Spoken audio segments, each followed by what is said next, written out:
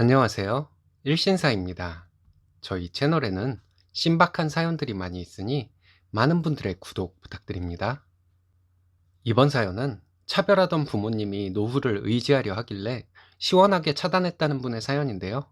함께 보시겠습니다. 안녕하세요. 오빠나 남동생과의 차별 때문에 친정과 연을 끊었다는 분들의 사연이 많네요. 저도 친정과 연락 없이 지내고 있습니다. 친정엄마는 아쉬웠는지 저에게 한동안 연락을 했지만 제 마음은 돌아서지가 않더군요. 제 얘기를 듣고 나면 저에게 독하다고 할 수도 있어 누구에게도 쉽게 털어놓지 못하고 살았습니다. 엄마는 저에게 한 번만 용서를 해달라고 했지만 그 이유가 의지할 곳이 없어서 한 말씀이라 저는 그게 더 용서가 안 되더라고요. 저는 언니가 하나 있습니다. 언니는 첫째라고 부모님으로부터 많은 것을 받으며 자랐어요. 저는 어디서 데려온 자식 취급을 받으며 자랐네요. 일단 부모님은 언니만 옷을 사주고 저는 언니 옷을 물려받아 입었습니다. 제 기억 속에 제가 새로 산 옷을 입은 기억은 별로 없어요.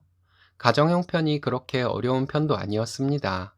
한참 컴퓨터가 집집마다 놓여질 때 저희 집에도 컴퓨터가 생겼는데 그 컴퓨터는 언니가 독차지했습니다. 컴퓨터를 살 때부터 엄마는 언니의 컴퓨터를 사는 것이라고 말했고, 저는 컴퓨터로 학교 숙제를 할 일이 있어도 언니의 허락을 받고 컴퓨터를 사용해야 했어요. 성인이 돼서 화가 나는 것이지, 그 당시에 저희 집에서는 그게 당연한 것이라 저는 그것이 불만을 가질 일인지조차 몰랐습니다. 엄마는 언니를 학원도 보내주고 과외도 시켜주었지만, 저는 동네에 있는 공부방 같은 학원을 보내주었어요. 언니는 수학 전문학원, 영어 전문학원 이런 식으로 과목별로 따로 학원을 보내주었고 학원에서 레벨업을 하라고 과외도 시켜주었습니다. 저는 그야말로 동네 공부방을 다녔고요. 그런데 반전은 언니보다 제가 공부를 더 잘하는 것이었어요. 엄마는 언니가 저보다 공부를 못하는 것을 많이 속상해 했습니다. 도대체 그것이 왜 속상할 일인지 지금도 모르겠네요. 대학 생활을 할 때도 차별이 참 심했습니다. 언니는 심심해서 아르바이트를 했던 사람이고, 저는 제 용돈과 교재 살 돈을 벌기 위해 아르바이트를 했어요. 학기 내내 공부만 해도 시간이 모자랄 판에 아르바이트도 해야 하고 해서 학기 중에는 서너 시간 정도 잤던 것 같습니다. 낮에 틈틈이 쪽잠을 자면서 하루하루를 버텼어요. 아무리 한창 때라 해도 항상 몸이 천근만근이었습니다. 결혼할 때도 언니는 지원을 꽤 받은 것으로 알고 있어요. 부모님과 언니가 저에게 말을 안 해줘서 정확한 액수는 모르지만요. 저는 결혼할 때 부모님으로부터 전혀 지원받지 못했습니다. 제가 모은 돈이 얼마 되지도 않았는데 저희 엄마는 시댁이 잘 사니까 지원 안 해주겠다고 했어요. 사돈이 부자면 더 구색을 맞추기 위해 노력할 수도 있는 것 아닐까요? 그냥 엄마는 저에게 본인이 가진 뭔가를 내놓는 것이 싫은 사람이었던 것 같습니다. 엄마에게 이런 대접을 받으니까 언니도 저를 무시하는 경향이 꽤 있었습니다. 어렸을 때부터 언니는 제가 말을 걸어도 대답하고 싶은 것만 대답했어요. 자기가 필요할 때는 저에게 말을 잘도 걸면서 제가 말을 걸었을 때 대답하기 싫으면 아무리 말을 걸어도 입을 다물고 딴짓을 했습니다. 저도 지쳐서 그랬는지 중학교 때부터는 될 수 있으면 언니에게 말을 걸지 않게 되더라고요. 언니 밥 먹어. 언니 엄마가 와보래. 이런 것들이 대화의 전부였어요. 결혼하고도 엄마의 차별은 계속되었습니다. 언니는 결혼하고 친정에 들어가서 1년을 살다가 분가해서 얼마 전까지 친정 근처에 살았습니다. 친정 근처에 살면서 언니는 엄마 도움을 받으며 살았습니다. 제가 임신 7개월 때였는데 저도 엄마의 육아 도움을 받고 싶었습니다. 시부모님은 조리원비 주신다고 하셨고 조리원에서 퇴원하고 나면 시터를 쓰라고 하시면서 그 비용도 주신다고 하셨어요. 그런데 저는 엄마의 도움을 받고 싶었습니다. 엄마에게 얘기했더니 엄마는 제가 조리원에서 퇴원하고 나면 한 달 정도 조리를 해주겠다고 하더군요. 그때 언니의 아이들은 유치원생이었어요. 엄마는 언니의 아이들을 하원시켜주고 언니 퇴근할 때까지 데리고 있어주며 살던 때였습니다. 언니가 전화를 했더라고요. 저에게 아이 낳고 알아서 산후조리를 했으면 좋겠다고 하더군요. 엄마가 저희 집에 왔다 갔다 하면 자기 애들은 누가 봐주냐고 하면서 안 되겠다는 것이었습니다. 저는 산후조리 알아서 해야 하고 앞으로도 엄마에게 아이 봐달라고 할 생각 하지도 말라고 했습니다. 자기는 시댁이 멀고 저는 시댁이 가까우니 시어머니에게 말하라고 하더군요. 저는 그때 혼자 생각하기를 언니네 아이들이 어린이집에 있는 시간에만 엄마가 우리 집에 오는 것으로 생각하고 있었는데 언니가 그렇게 말하니까 정말 화가 나더라고요. 근데 더 화가 났던 것은 엄마의 반응이었어요.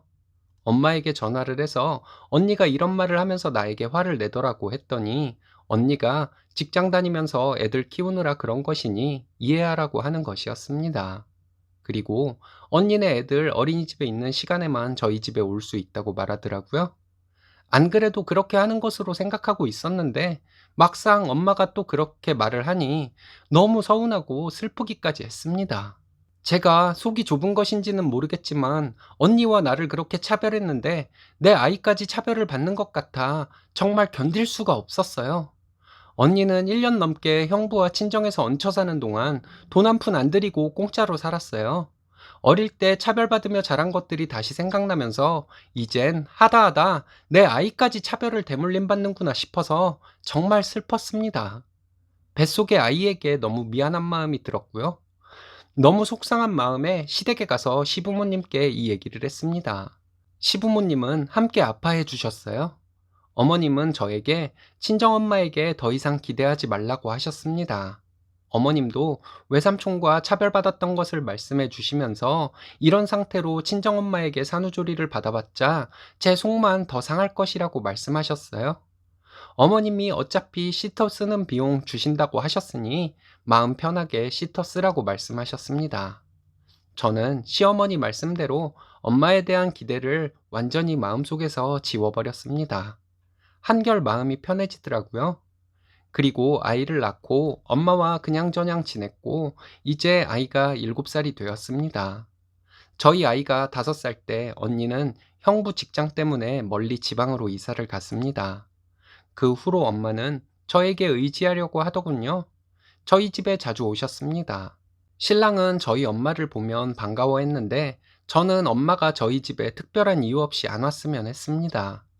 저를 만나기만 하면 엄마는 노후 걱정하는 얘기, 돈 없다는 얘기를 하시는 것도 듣기 싫고 가끔은 신랑 앞에서 이런 얘기를 하니 신랑 보기 민망하기도 했어요. 그래서 엄마에게 이런 얘기 이제 저에게 하지 말라고 했습니다. 엄마는 키워준 자식에게 엄마가 이런 얘기도 못하냐고 하더군요. 저는 그때 이성을 잃고 그동안 참았던 말을 하게 되었습니다. 나 산후조리원 퇴원하고 산후도우미 도움받아 아이 키웠고 그 도우미 비용 시댁에서 해줬다. 어릴 때도 차별받았지만 결혼 후에까지 나는 엄마에게 차별받았다. 엄마는 언니 아이들 키워주느라 내 아이 못 봐준다고 했고 엄마가 언니네 아이들 키워줬으니 노후는 언니에게 의지해라. 난 어렸을 때부터 엄마에게 뒷전이었고 나도 이젠 엄마 포기했으니 나한테 뭐 바라지 말고 필요한 것이 있으면 언니에게 말해라. 언니는 자기밖에 모르는 사람이라 이제 엄마를 모른 채 할 수도 있는데 그래도 나한테 기댈 생각하지 마라 했습니다. 엄마는 제가 속이 좁아서 그렇게 생각하는 것이라면서 10손가락 깨물어서 안 아픈 손가락이 어디 있냐고 하더군요. 그래서 엄마에게 어렸을 때부터 받아온 차별부터 시작해서 아이 봐주는 일 때문에 받았던 차별까지 생각나는 대로 다 말해버렸습니다. 그리고 나서 아무튼 나는 아무것도 하지 않을 것이니 언니에게 의지하라고 말했어요. 엄마에게 산후조리 안 받은 것이 어쩌면 잘된 일이었는지도 모르겠다고 하면서 엄마는 나에게 자식돌이 같은 것은 기대도 하지 말아야 한다고 말했습니다. 엄마는 자식 키워봐야 소용없다고 하시더니 가시려고 하길래 이제 하나도 안 예쁜 둘째 딸은 없다 생각하시라고 했습니다. 나는 앞으로 친정에서 남보다 못한 사람이 될 테니 그냥 각자 알아서 살자고 했어요. 그날 저녁에 언니에게 전화가 왔습니다. 받아보니 엄마에게 싸가지 없게 말했다고 뭐라 하길래 엄마에게 사랑받고 자란 언니가 엄마 책임질 것이라는 말이 뭐가 잘못이냐고 저도 따졌습니다. 저에게 자식돌이 어쩌고 하던 언니가 결국은 너는 시댁이 잘 살잖아 이러더라고요. 그럼 우리 시부모님은 사돈 노후자금 대려고 고생해서 돈 벌었냐고 어이없다고 했더니 네가 하라고 했지 누가 사돈에게 구걸했냐고 하더군요. 시댁이 잘 살아서 내가 우리 부모님 도움 줘야 하는 것이라면 결국 우리 시부모님이 친정 도와준 것이 되는 것인데 언니가 그렇게 거지 같은 소리를 하면서 그게 거지가 하는 소리인지도 모르는 것 같다고 앞으로 연락도 하지 말라고 했습니다. 나는 없다 생각하고 엄마가 언니에게는 잘했으니 나 몰라라 하지 말고 엄마 꼭 책임지라고 말하고 전화를 끊어버렸어요. 저는 그냥 친정 없다 생각하고 살려고 합니다. 저는 어찌어찌 견디고 살아왔지만 내 아이까지 차별받는 것은 싫어서요. 그렇게 받고 싶었던 엄마의 사랑을 포기하고 나니 홀가분합니다. 잘하셨습니다. 쓰니님이 현명하셔서 뒤늦게나마 잘 결단을 내리셨네요. 이젠 아이와 남편에게만 집중하면서 마음 편히 사시면 되겠습니다. 오늘의 사연은 여기까지입니다. 재밌으셨다면 좋아요, 구독 부탁드려요. 일신사는 여러분들의 사연으로 제작됩니다. 많은 사연 제보 바랍니다. 여러분들의 사연은 아래 메일 주소로 부탁드려요.